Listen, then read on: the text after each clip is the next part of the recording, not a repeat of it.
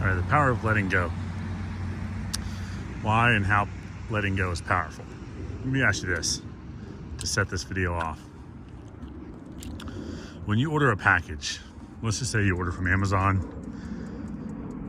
When that package is ordered, okay, when that order is placed, do you begin to stress and worry about how the logistics of that package is going to work out? Do you stress and worry about how that package is going to get to you? Do you stress and worry about when the product gets there, if it's going to be in one piece or multiple pieces? I mean, yeah, in some situations you might have the one order that really needs to be correct when it gets there, right? Back to my main point. Do you stress and worry about this package? Especially with, say, Amazon, okay? Anybody who has Amazon Prime, even if your package gets lost, for us, basically 10 times out of 10, they get it right. Hands down, some of the best customer service at this point in our life. Not saying there's not other good ones, but definitely some of the best customer service. The point is what is the reason of stressing about something that we've ordered? What is the reason about stressing about the package that's on its way? Okay, we've put our money on the table. We've placed our order.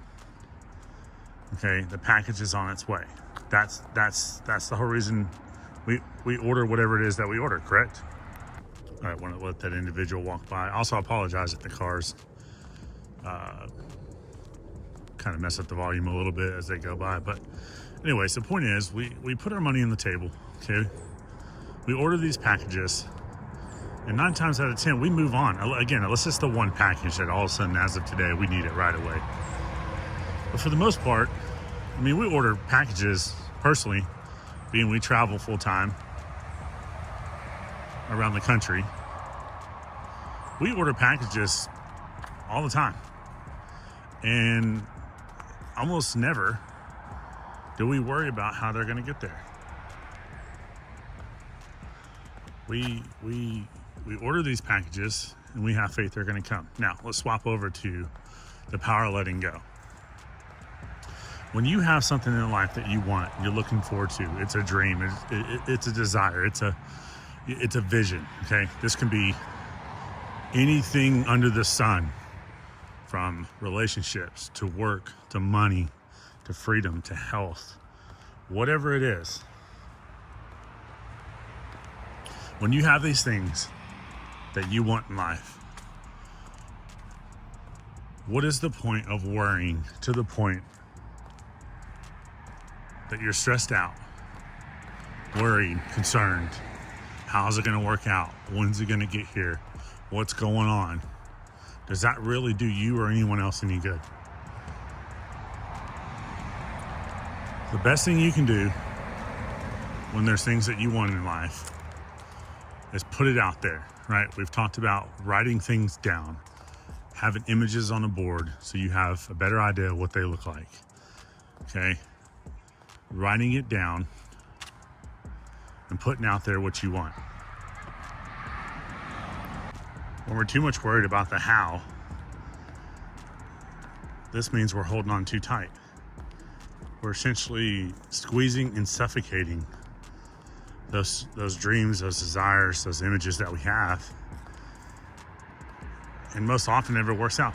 You think back when you're younger, right? You may not remember all the presents or gifts that you got. And for some, it's very little, and for some, it was a lot. But imagine when you wanted that bicycle, you wanted that animal, you wanted that toy, okay? You didn't know how, you didn't know why, you didn't know what path or what all was going to be involved. You just knew you wanted these things. And you were excited about it. You knew when your birthday was coming or Christmas was coming. You didn't sit there and worry and doubt. You just had faith that it was going to come. And sometimes it doesn't come right then. Sometimes it was a different birthday or a different Christmas or a different path. Sometimes, most often, it does come, right? So letting go means that when you put your faith on the table, right? Well, just like when we put our money on the table. When you put your faith on the table, that what you're asking for, you're believing in, right? You're persistent about it. It's on the way, hands down, okay? When you're not worried about how it's gonna work out or the logistics like that package, you're not worried about the people that God's gonna put in your life to make it happen. You're not worried about the path that you're gonna take, just like that path that the package is coming. You're not worried about anything other than the fact of, this is my vision, this is what I have, I'm gonna get to work, okay? The how messes up a lot of us. And sometimes when we put things down that we want, we don't even know how. We don't know where to start. But the thing is when we're emotionally attached to something, we have that vision, we have that dream, we have that picture in mind for life to deliver something that we're asking for.